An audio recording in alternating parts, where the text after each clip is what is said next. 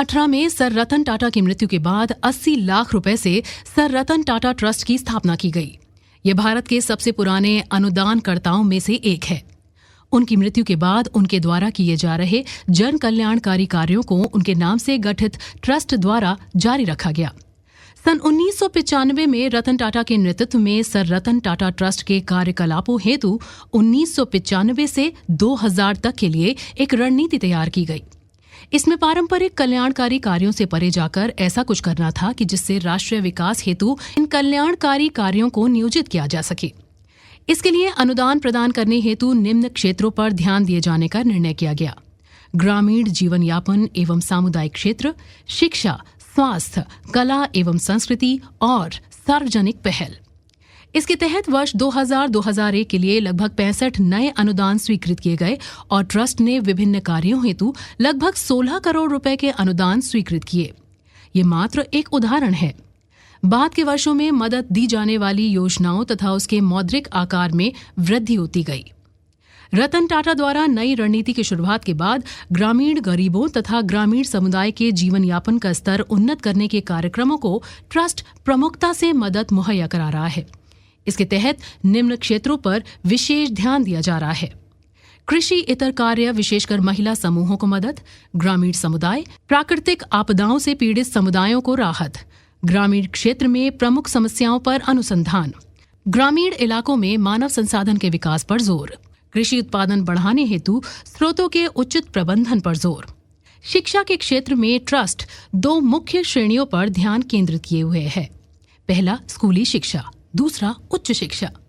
इस क्षेत्र में सामुदायिक शिक्षा को समुचित सहयोग करना अनुदानों का उद्देश्य रहा है। इस पर भी मुख्य जोर गुणवत्ता युक्त शिक्षा पर है। यह प्रशिक्षण द्वारा अध्यापकों के ज्ञान का स्तर बढ़ाकर तथा कक्षाओं में दी जा रही शिक्षा पर पर्याप्त ध्यान देकर इसे हासिल करने का प्रयास है। बच्चों को स्कूलों में बनाए रखने हेतु स्कूल के बाहर भी विभिन्न कार्यक्रमों को मदद पहुंचाई जा रही है। मूल्य आधारित शिक्षा पर भी विशेष ध्यान दिया जा रहा है।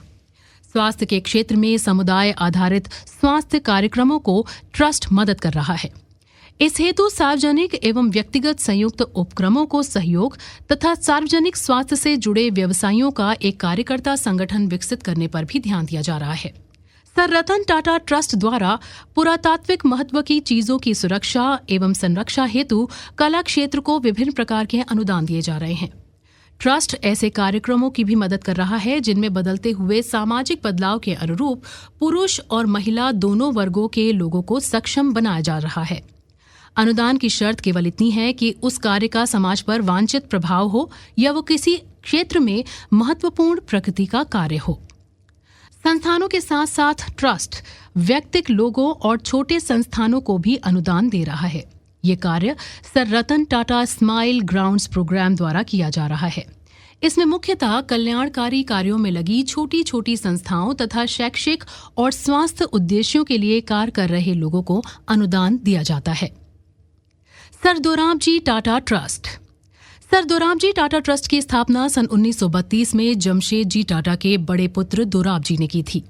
दोराबजी ने अपनी मृत्यु से कुछ समय पूर्व अपनी संपूर्ण संपत्ति, जो उस समय 1 करोड़ रुपए थी, इस ट्रस्ट को वसीयत कर दी थी। इसमें उनके टाटा सन्स में नियोजित महत्वपूर्ण शेयर भी थे। Sir Ratan Tata trust, sir Dorabji Tata trust तथा अन्य संबंधित ट्रस्टों की कुल मिलाकर लगभग 66% शेयर ग्रुप की होल्डिंग कंपनी टाटा सन्स में है। यद्यपि सर दोराबजी अपने पिता के ऊंचे सपनों को साकार करने में अधिकतर समय तक जुटे रहे, फिर भी उन्होंने लोक कल्याणकारी कार्यों के लिए समय निकाला। मृत्यु से 3 माह पूर्व उन्होंने जिन 2 ट्रस्टों की स्थापना की थी, उनमें से एक था लेडी टाटा मेमोरियल ट्रस्ट। ये अपेक्षाकृत छोटे स्तर का था और प्रमुखता ल्यूकेमिया के क्षेत्र में रिसर्च के लिए था। दूसरा सर दोराबजी टाटा ट्रस्ट बड़े स्तर का था। इस ट्रस्ट की उदारता से ही भारत के कुछ प्रमुख संस्थान स्थापित हुए, जैसे Tata institute of social sciences 1936 में, 1941 में टाटा मेमोरियल हॉस्पिटल, 1945 में Tata institute of fundamental research, 1966 में national centre for performing art, JRD की मृत्यु के पश्चात उनकी इच्छा का सम्मान करते हुए दोराबजी टाटा ट्रस्ट ने एमएस स्वामीनाथन रिसर्च फाउंडेशन को जेआरडी टाटा सेंटर फॉर इकोटेक्नोलॉजी स्थापित करने के लिए मदद की। जमशेदजी टाटा की तीव्र इच्छा थी कि school of medical research into tropical medicine की स्थापना की जाए। दोराबजी उनकी इच्छा का सम्मान करने के लिए सन 1912 में इसकी स्थापना करना चाहते थे, परंतु किन्हीं कारणोंवश ये तब संभव नहीं हो सका। सन 1999 में दोनों की इच्छा तब पूरी हुई जब Indian institute of science Bangalore में sir Dorabji Tata centre for research in tropical diseases की स्थापना हुई। सन 2004 में school of rural development Tuljapur तथा टाटा मेडिकल सेंटर कलकत्ता की स्थापना में ट्रस्ट ने योगदान दिया। अपनी शुरुआत से लेकर सन 2006 तक ट्रस्ट द्वारा लगभग 380 करोड़ रुपए बांटे गए और ये सब रचनात्मक कार्यों में सहयोग के लिए दिया गया। इसके अलावा भी टाटा ट्रस्ट देश के विभिन्न हिस्सों में कई क्षेत्रों में अपना योगदान दे रहे हैं। टाटा ट्रस्टों की श्रृंखला उनके कार्य और कार्य क्षेत्रों का दिग्दर्शन कराने को पर्याप्त होगी। ये इस प्रकार हैं: sir Ratan Tata trust, sir Dorabji Tata trust, Jamshedji Tata trust, JN Tata endowment, JRD Tata trust, JRD and Thelma J Tata trust, lady Mehrbai D Tata education trust, Tata education trust, lady Tata memorial trust, RD Tata trust, MK Tata trust, Tata social welfare trust, Tata education trust. Tata group की कंपनियां भी अपनी अवस्थिति के आसपास का विकास करने और लोगों के जीवन को सुखमय बनाने में अपने अपने स्तर से जुटी हुई हैं। इतना ही नहीं, वे अपने क्षेत्र के बाहर देश के दूर दराज के इलाकों में भी जन कल्याण के कार्यों में निमग्न हैं।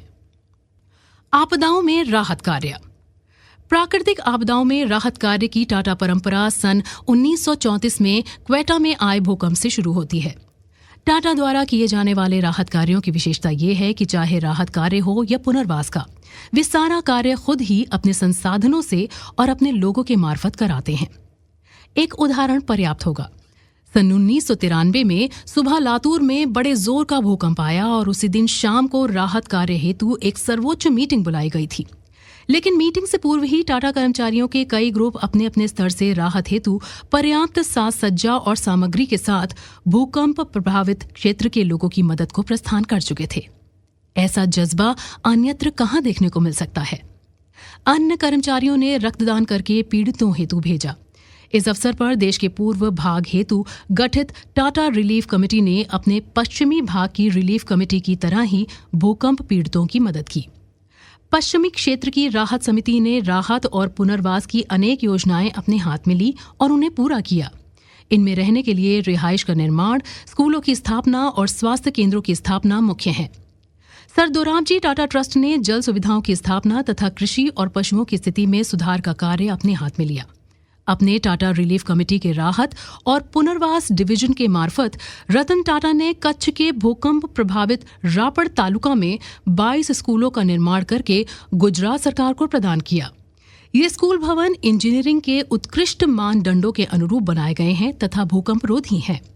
कारगिल युद्ध के समय भी टाटा ने मात्र चेक द्वारा राशि देकर अपने कर्तव्य की इतिश्री करने के बजाय अपनी परिपाटी के अनुसार क्रियात्मक सहयोग का रास्ता चुना। टाटा ने रक्षा मंत्रालय से विचार विमर्श किया तथा रक्षा मंत्रालय में एक special Tata defence welfare corps fund की स्थापना की। इसमें टाटा ग्रुप की कंपनियों और कर्मचारियों ने 12 करोड़ रुपए की राशि प्रदान की। यह राशि न केवल कारगिल में शहीद या घायल या उनके परिवार के लोगों की मदद के लिए थी, बल्कि इससे पूर्व के अन्य युद्धों और संघर्ष से पीड़ितों को भी इससे मदद पहुंचाई जानी थी। काउंटर इमरजेंसी, शांति स्थापना कार्य और युद्ध में अपंग या शहीदों की विधवाओं, उनके बच्चों को उच्च शिक्षा हेतु अनुदान के लिए भी था। प्रत्येक 6 महीने में टाटा एवं सुरक्षा सेना के अधिकारी आवश्यक आवंटन हेतु बैठक करते हैं। टाटा ग्रुप के बहुउद्देशीय ट्रस्टों के चेयरमैन रतन टाटा हैं। टाटा के परोपकार के लिए रचनात्मक कार्य का विचार उस परंपरागत दातव्य संस्थाओं के लिए एक क्रांतिकारी विचार है जिनका कार्य सिर्फ दान देना मात्र था। आज टाटा परिवार देश के कुछ गिने चुने लोक उपकार में रत परिवार है जो देश में व्यक्तिक, स्थानीय तथा राष्ट्रीय स्तर पर समस्याओं से जूझते हुए देश के विकास में रत है। देश के विकास में हाथ बटाने के साथ साथ रतन टाटा जन कल्याणकारी तमाम कार्यों से जुड़े हुए हैं।